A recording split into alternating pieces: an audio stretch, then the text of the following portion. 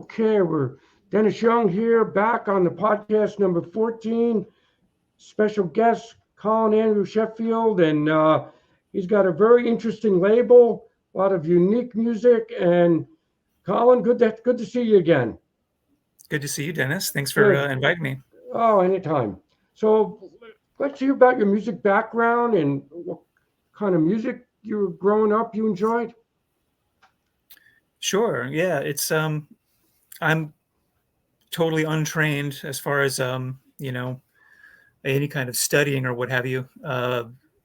So my love of music, my interest in music, strictly comes from my upbringing. My mom played a lot of music in the house when I was growing up, and that was probably my first taste of a discovery of a love of music. And but she played the standard stuff of the 60s, 70s. Right, Um, you know, she was big into the Beatles and of course into, the Monkees, the Rolling Stones, and then right. and then into the 70s she was into ABBA and Billy Joel and that kind of thing. So nothing too challenging, but nevertheless, that's what got me started.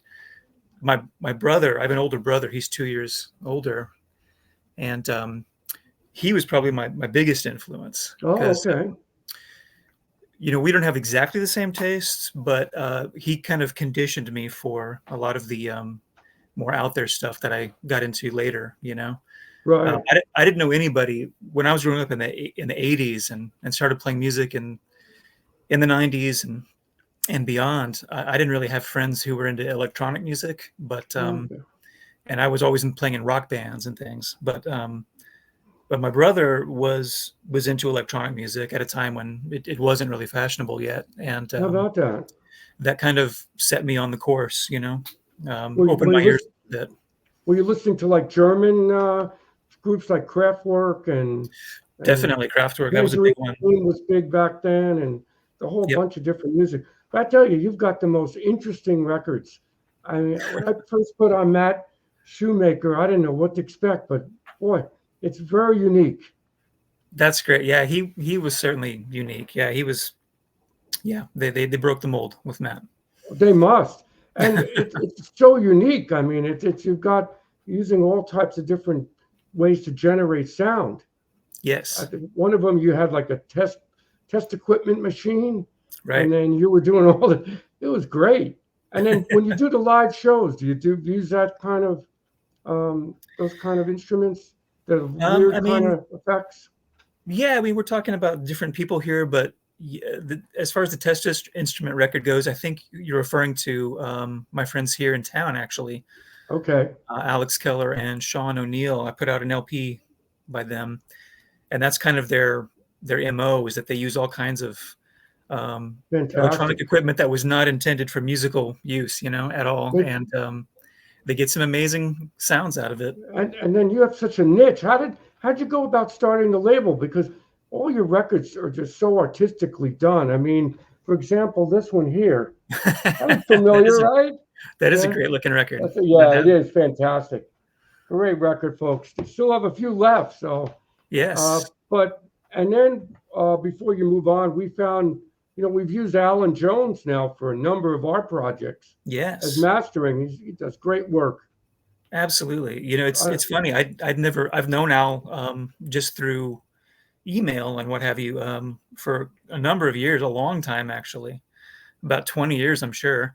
But wow, but I'd never met him until I guess it was last summer or about a year and a half ago.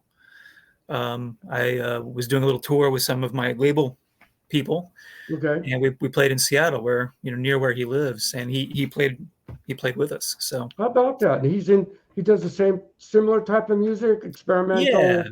How about that? Yeah, definitely. I mean, he does a lot of different things. He plays in a lot of different configurations, but he's very versatile. He's got Yes. some pure electronic stuff. He's got like a lot of Hmm, field recording based work that he does that's very interesting. And then he plays traditional instruments as well. I'm He's very, sure.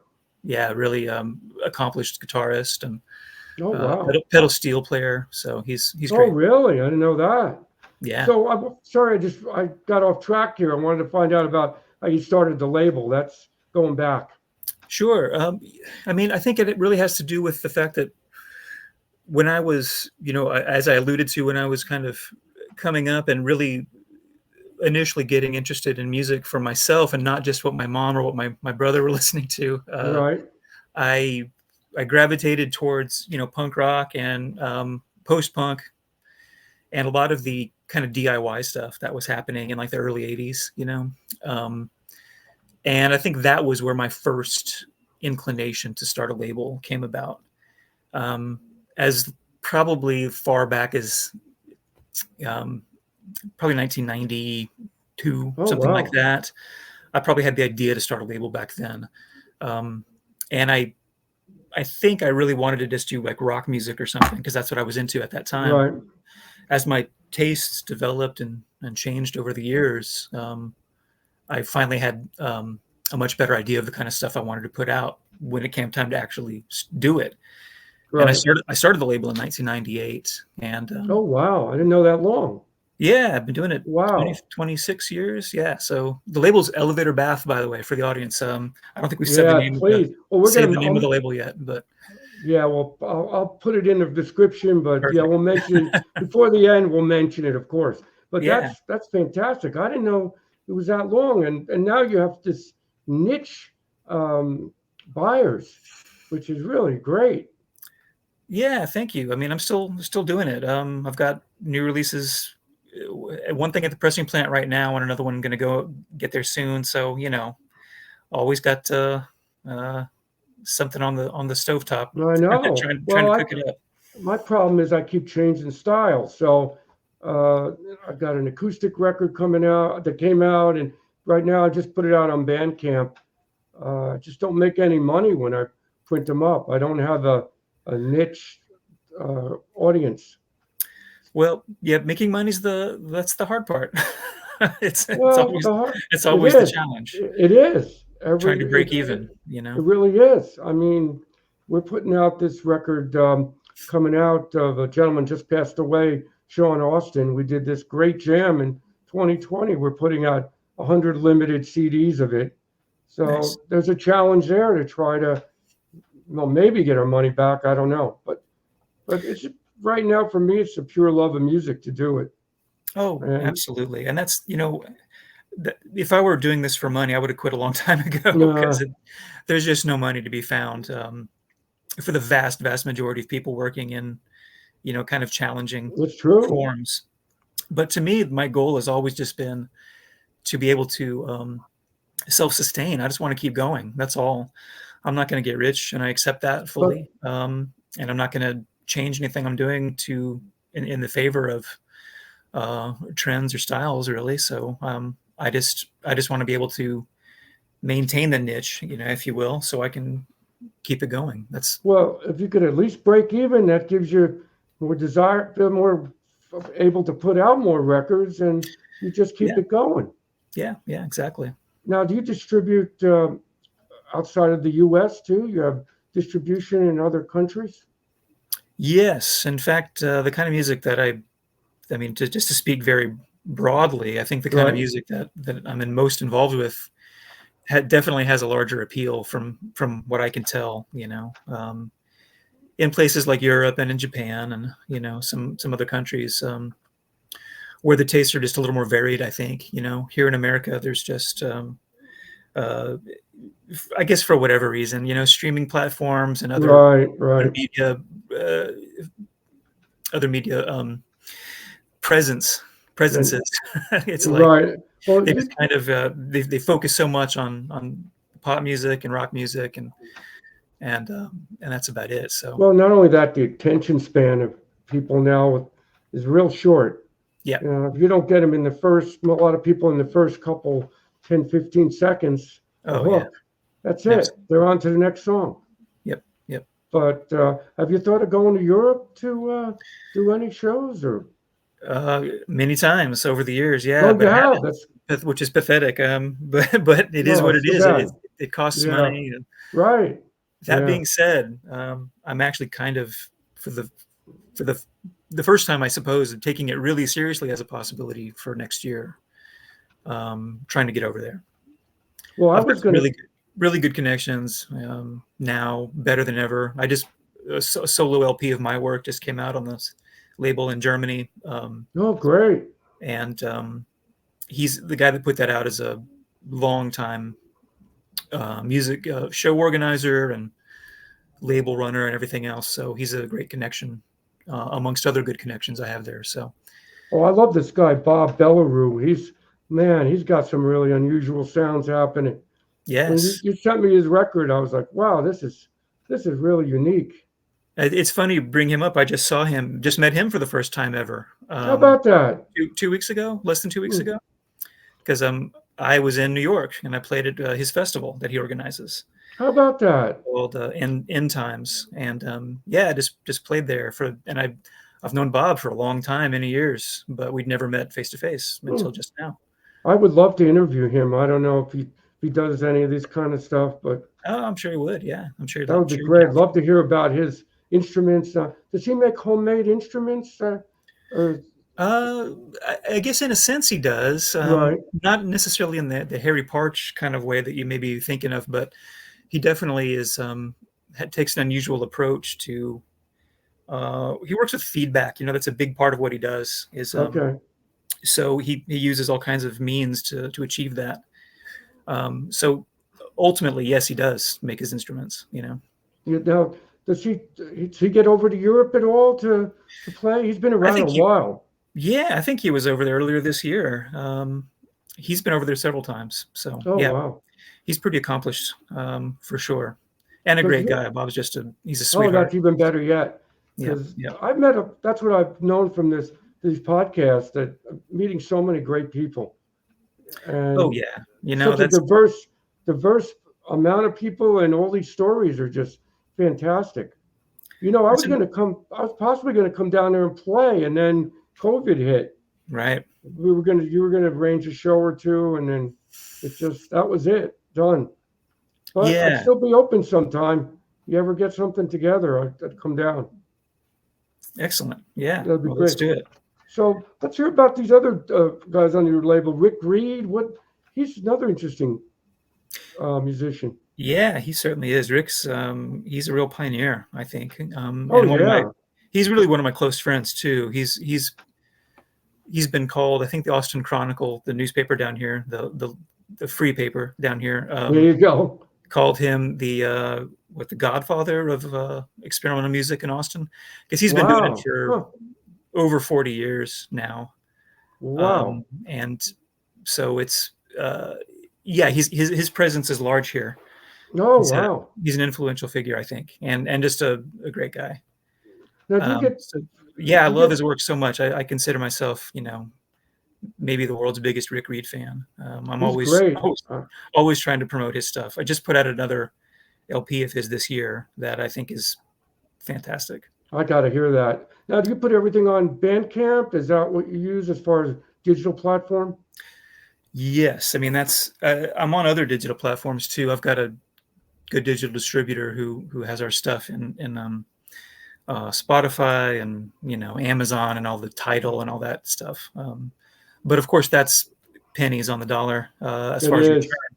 Right. But at least it's out there for people to hear. Whether that's useful or not remains to be seen. Well, But it's there.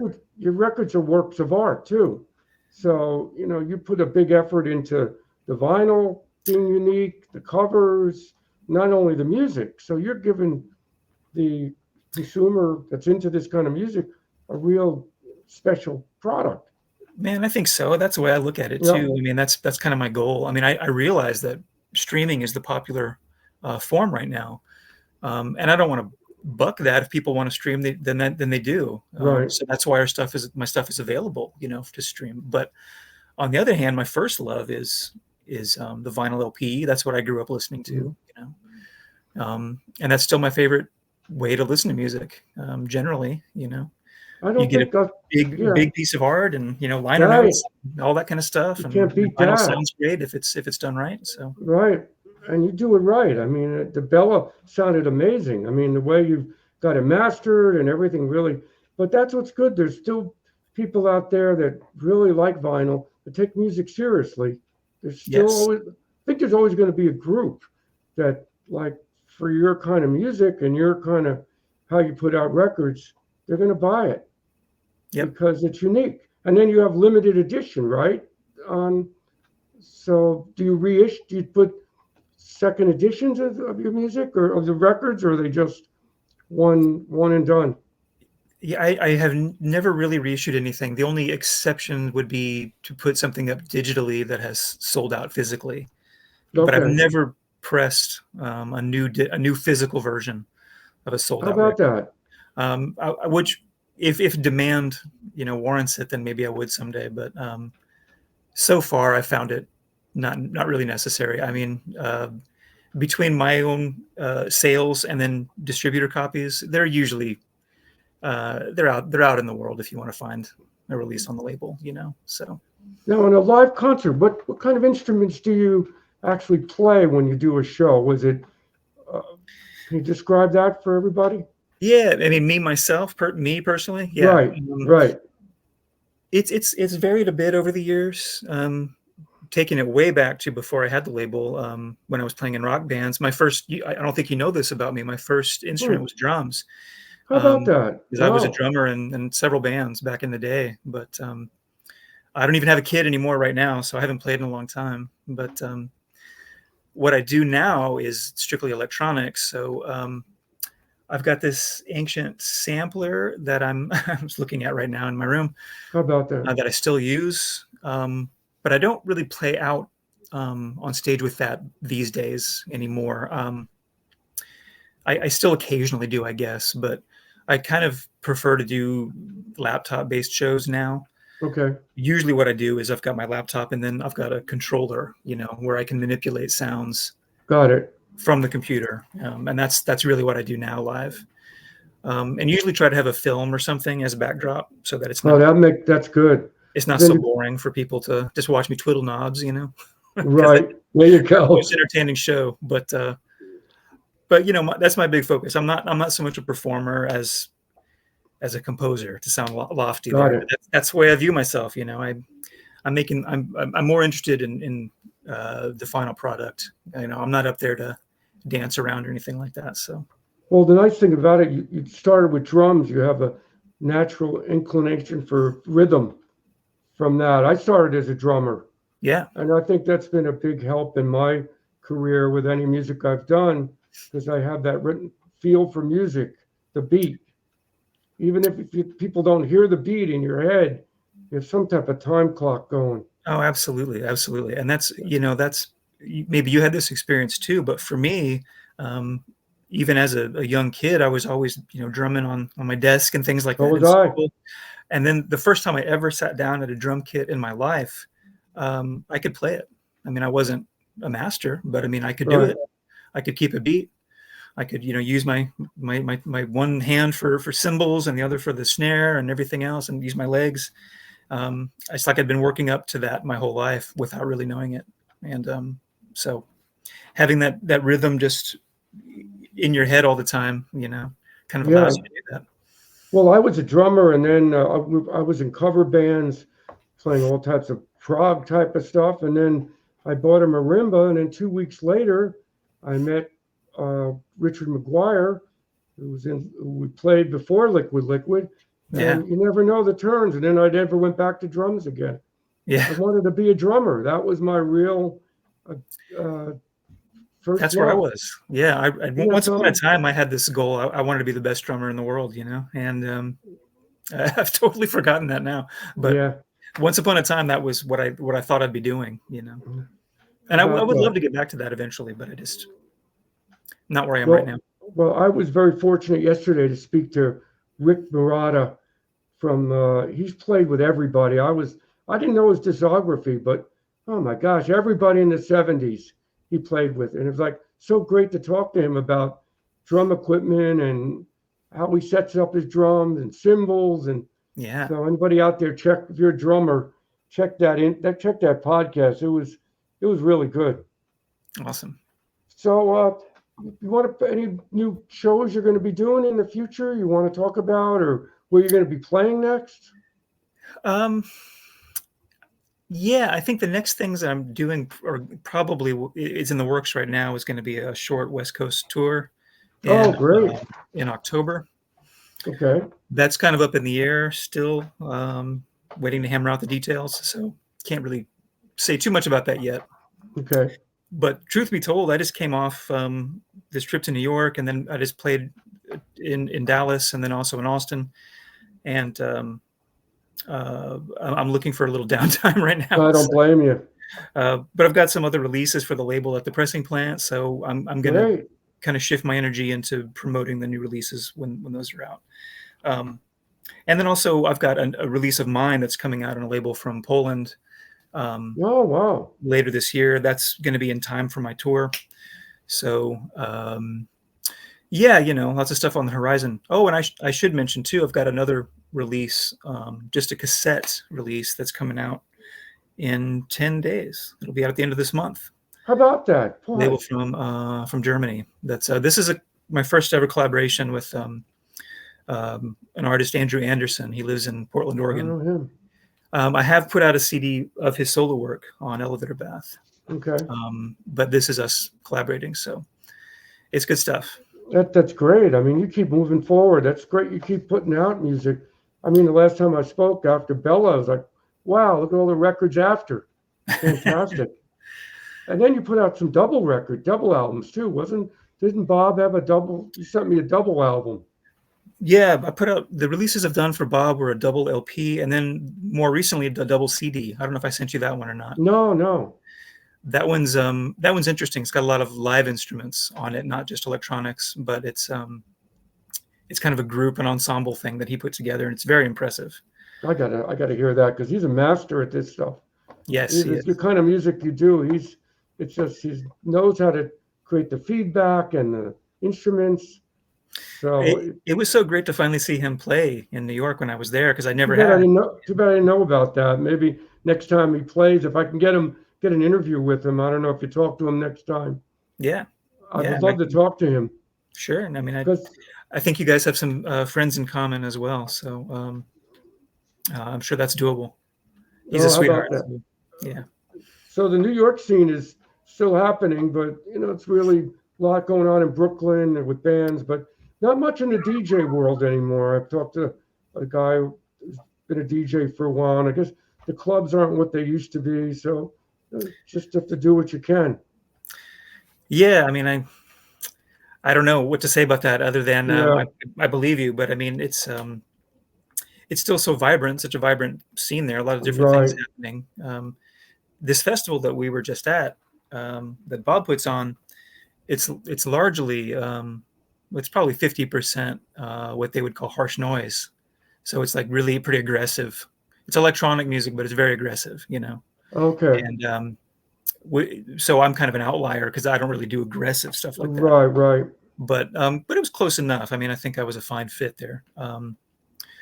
But this is kind of incongruous to what you were saying, I suppose. But it was really well attended. I mean, that's great. At least, I mean, for this kind of music, it's on a sliding scale. But I would say at least 200, 250 people. That's most of great. Those for 3 nights. And every single person I met was really, really sweet, kind, generous person. So it's a good scene. Well, if you have a niche and then people like this kind of music, and probably, I don't know how many people are doing this, your label besides, is there a lot of labels doing this kind of music you do? Or some? Yeah, there definitely are. Yeah, there are. I mean, I think it depends on your definition of a lot, and also this kind of music too, because like anything else, there are a zillion subcategories. Exactly. So me specifically, what Elevator Bath puts out also varies. So I don't think we can be tagged as any one thing necessarily, except a broad term, experimental music, which doesn't tell you much. Well, you were the perfect label though for my guitar experimental record. Yeah. I don't even know how we met. I can't remember at this point. I mean, you reached out to me, but I knew who you were. Maybe I did. Because I've been a Liquid fan my whole life. How about that? I was listening to Liquid in I think I first bought the 12 inches, the original. I've got the originals, you know. Oh, That that's I bought great. those in 1992 or so, 91. That was back when that was before the Moax reissues had come out, How about before that? the Grand Royal and Moax Yeah. issue had happened. So, um, so I got them for pretty cheap, really. But you can't get them cheap now. No, no. But And Dig We Must it I never got was that too. reissued. You have Yeah, that. That's great. In yeah, fact, I just put a video clip up of Dig We Must. I think the only version of that I've ever been able to find live, because we became a three-piece band when Richard left right. for a while, and we were doing experimental type, like tribal type music after Sure. Richard left. So we were changing instruments, and but that music never really came out much. So it is what it is. Yeah, it's too bad. I think there would still be great interest if I somebody think wants to so. reissue that. But um, Well, we've had three compilations, so right, I don't know if there's going to be a fourth. We'll see what happens. But or maybe you know, Domino could at least reissue, well, repress the they compilation. were That's probably talking the best about it. one. The Probably Domino. would be. They're talking about it, but we'll see what happens. Yeah. Maybe later this year, next year. I don't know what their plans are, but they're a good label. Oh yeah, Nice people, absolutely. great people there. Seems The like it. owner, the owner's great. I've talked to, and so I don't think we'll ever play live again, but that's okay. We had two reunion tour shows and some tours there, and I think that's enough. So anyway, so where can everybody find your music again? If you go to elevatorbath.com, that actually just redirects to Bandcamp. But or you can just go to Bandcamp and find us there. Okay, But that's the umbrella. There's an Elevator okay, Bath, and I, as well as several of the other artists, have their own pages, and you can find those there too. okay, But the great. main thing is just go to elevatorbath.bandcamp.com, And and you can. mostly you sell direct, right? Pretty much, or is it through a distributor or? Well, both, but I do a lot of Okay, direct mail order for sure. I mean, okay, I do it all myself, so that's mailing great. packages every day here. Right. Well, it's been great talking to you, Colin. I think nice seeing you again. And boy, time's flying. Last time I Yeah, saw you was 2019. yeah, Wow. I can't believe it's been that long. I know. It's amazing. So anyway, folks, Colin, nice seeing you again. And Good to see you, buy his Dennis. records. You're unique. All Thanks. right. Thanks so Take much. care. Good All seeing right, you. take care. Have a good night. Take You care. too.